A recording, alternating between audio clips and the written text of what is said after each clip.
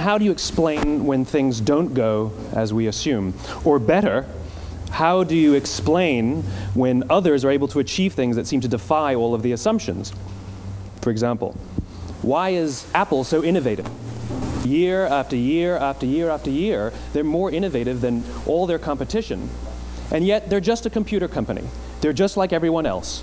They have the same access to the same talent, the same agencies, the same consultants, the same media. Then why is it that they seem to have something different? Why is it that Martin Luther King led the civil rights movement?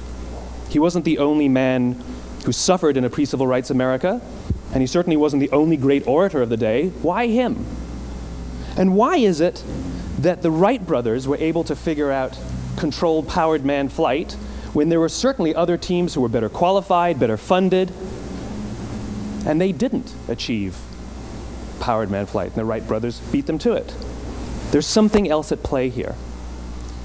About 3.5 years ago, I made a discovery, and this discovery profoundly changed my view on how I thought the world worked, and it even profoundly changed the way in which I operate in it. As it turns out, there's a pattern. As it turns out, all the great and inspiring leaders and organizations in the world, whether it's Apple or Martin Luther King or the Wright brothers, they all think, act, and communicate the exact same way, and it's the complete opposite to everyone else. All I did was codify it. And it's probably the world's simplest idea. I call it the golden circle.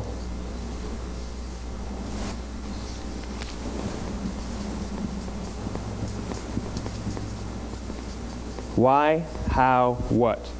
This little idea explains why some organizations and some leaders are able to inspire where others aren't. Let me define the terms really quickly. Every single person, every single organization on the planet knows what they do, 100%. Some know how they do it, whether you call it your differentiating value proposition or your proprietary process or your USP. But very, very few people or organizations know why they do what they do. And by why, I don't mean to make a profit. That's a result. It's always a result. By why, I mean what's your purpose? What's your cause? What's your belief? Why does your organization exist? Why do you get out of bed in the morning? And why should anyone care? Well, as a result, the way we think, the way we act, the way we communicate is from the outside in. It's obvious. We go from the clearest thing to the fuzziest thing. But the inspired leaders and the inspired organizations, regardless of their size, regardless of their industry, all think, act, and communicate from the inside out. Let me give you an example. I use Apple because they're easy to understand and everybody gets it. If Apple were like everyone else, a marketing message from them might sound like this. We make great computers. They're beautifully designed, simple to use, and user-friendly. Want to buy one? Meh. And that's how most of us communicate. That's how most marketing is done, that's how most sales is done, and that's how most of us communicate interpersonally. We say what we do, we say how we're different or how we're better, and we expect some sort of behavior, a purchase, a vote, something like that. Here's our new law firm. We have the best lawyers with the biggest clients. We have, we always perform for our clients, do business with us. Here's our new car. It gets great gas mileage. It has, leather seats. Buy our car. But it's uninspiring. Here's how Apple actually communicates. Everything we do, we believe in challenging the status quo. We believe in thinking differently. The way we challenge the status quo is by making our products beautifully designed, simple to use, and user-friendly. We just happen to make great computers. Want to buy one? Totally different, right? You're ready to buy a computer from me.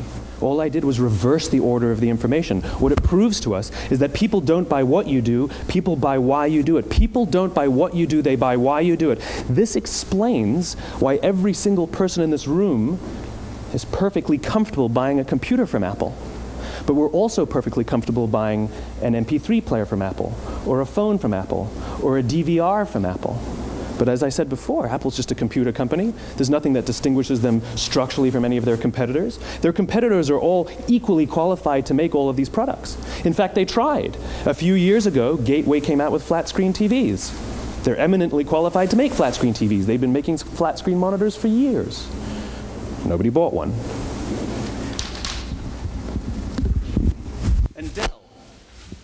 Dell came out with MP3 players and PDAs. And they make great quality products, and they can make perfectly well-designed products, and nobody bought one. In fact, talking about it now, we can't even imagine buying an MP3 player from Dell. Why would you buy an MP3 player from a computer company? But we do it every day. People don't buy what you do, they buy why you do it. The goal is not to do business with everybody who needs what you have. The goal is to do business with people who believe what you believe. Here's the best part. None of what I'm telling you is my opinion. It's all grounded in the tenets of biology, not psychology, biology. If you look at a cross-section of the human brain, looking from the top down, what you see is the human brain is actually broken into 3 major components that correlate perfectly with the golden circle. Our newest brain, our Homo sapien brain, our neocortex, corresponds with the what level. The neocortex is responsible for all of our rational and analytical thought and language. The middle 2 sections make up our limbic brains, and our limbic brains are responsible for all of our feelings, like trust and loyalty. It's also responsible for all human behavior, all decision-making, and it has no capacity for language. In other words, when we communicate from the outside in, yes, people can understand vast amounts of complicated information like features and benefits and facts and figures. It just doesn't drive behavior. When we communicate from the inside out, we're talking directly to the part of the brain that controls behavior, and then we allow people to rationalize it with the tangible things we say and do. This is where gut decisions come from.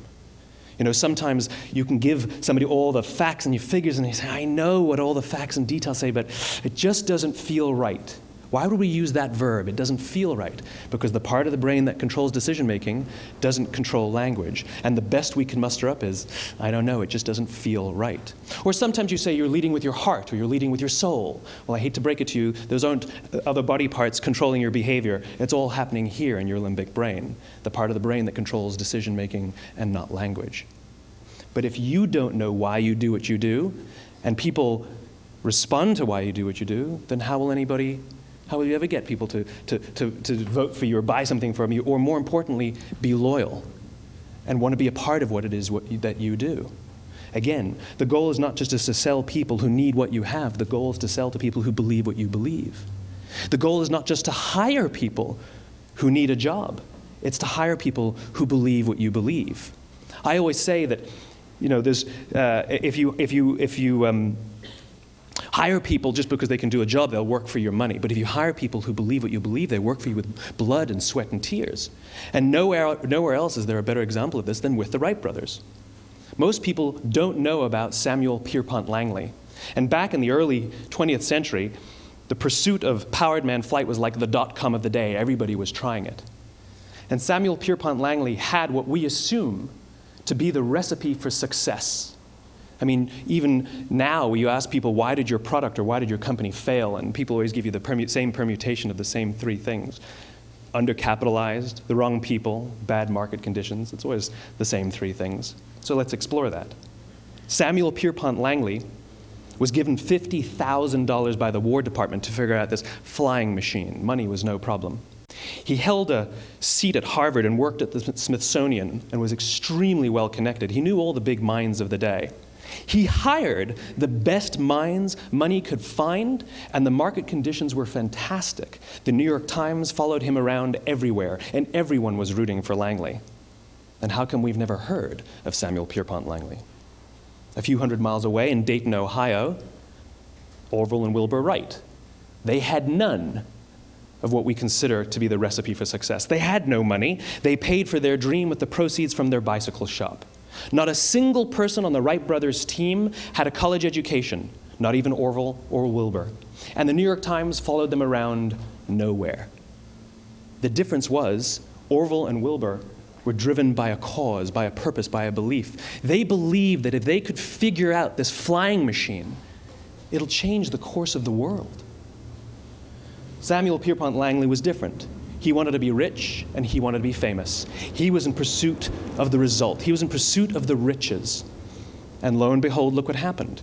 The people who believed in the Wright brothers' dream worked with them with blood and sweat and tears. The others just worked for the paycheck. And they tell stories of how every time the Wright brothers went out, they would have to take 5 sets of parts because that's how many times they would crash before they came in for supper. And eventually, on December 17th, 1903, the Wright brothers took flight.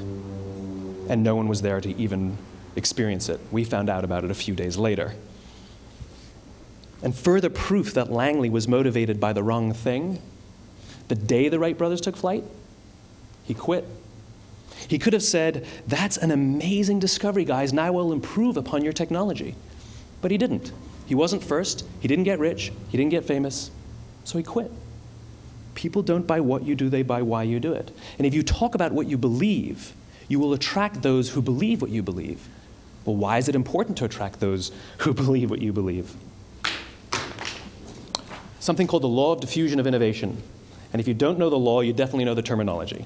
The first 2.5% of our population are our innovators. The next 13.5% of our population are our early adopters.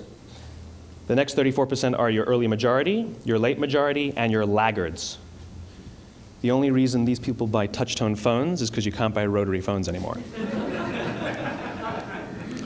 We all sit at various places at various times on the scale, but what the law of diffusion of innovation tells us is that if you want mass market success or mass market acceptance of an idea, you cannot have it until you achieve this tipping point between 15 and 18% market penetration, and then the system tips. And I love asking businesses, what's your conversion on new business? And they love to tell you, oh, it's about 10%, proudly. Well, you can trip over 10% of the customers. We all have about 10% who just get it. That's how we describe them, right? That's like that gut feeling, oh, they just get it. The problem is, how do you find the ones that just get it before you're doing business with them versus the ones who don't get it? So it's this here, this little gap, that you have to close, as Geoffrey Moore calls it, crossing the chasm. Because you see, the early majority will not try something until someone else has tried it first. And these guys, the innovators and the early adopters, they're comfortable making those gut decisions. They're more comfortable making those intuitive decisions that are driven by what they believe about the world, and not just what product is available. These are the people who stood online for 6 hours to buy an iPhone when they first came out, when you could have just walked into the store the next week and bought one off the shelf. These are the people who spent $40,000 on flat-screen TVs when they first came out, even though the technology was substandard. And by the way, they didn't do it because the technology was so great. They did it for themselves. It's because they wanted to be first. People don't buy what you do, they buy why you do it. And what you do simply proves what you believe. In fact, people will do the things that prove what they believe. The reason that person bought the iPhone in the first 6 hours, or stood in line for 6 hours, was because of what they believed about the world and how they wanted everybody to see them. They were first. People don't buy what you do, they buy why you do it. So let me give you a famous example, a famous failure and a famous success of the law of diffusion of innovation. First, the famous failure. It's a commercial example. As we said before a second ago, the recipe for success is money and the right people and the right marketing conditions, right? You should have success then. Look at TiVo. From the time TiVo came out about 8 or 9 years ago to this current day, they are the single highest quality product on the market. Hands down, there is no dispute. They were extremely well funded. Market conditions were fantastic. I mean, we use TiVo as a verb. I TiVo stuff on my piece of junk Time Warner DVR all the time. But TiVo is a commercial failure. They've never made money. And when they went IPO, their stock was at about $30 or $40 and then plummeted, and it's never traded above 10. In fact, I don't think it's even traded above 6, except for a couple of little spikes. Because you see, when TiVo launched their product, they told us all what they had. They said, we have a product that pauses live TV, skips commercials, rewinds live TV, and memorizes your viewing habits without you even asking. And the cynical majority said, we don't believe you, we don't need it, we don't like it, you're scaring us. What if they had said, if you're the kind of person who likes to have total control over every aspect of your life, boy, do we have a product for you. It pauses live TV, skips commercials, memorizes your viewing habits, etc., etc. People don't buy what you do, they buy why you do it, and what you do simply serves as the proof of what you believe. Now let me give you a successful example of the law of diffusion of innovation. In the summer of 1963, 250,000 people showed up on the Mall in Washington to hear Dr. King speak. They sent out no invitations, and there was no website to check the date. How do you do that? Well, Dr. King wasn't the only man in America who was a great orator. He wasn't the only man in America who suffered in a pre-civil rights America. In fact, some of his ideas were bad. But he had a gift. He didn't go around telling people what needed to change in America. He went around and told people what he believed. I believe, I believe, I believe, he told people. And people who believed what he believed took his cause and they made it their own, and they told people. And some of those people created structures to get the word out to even more people.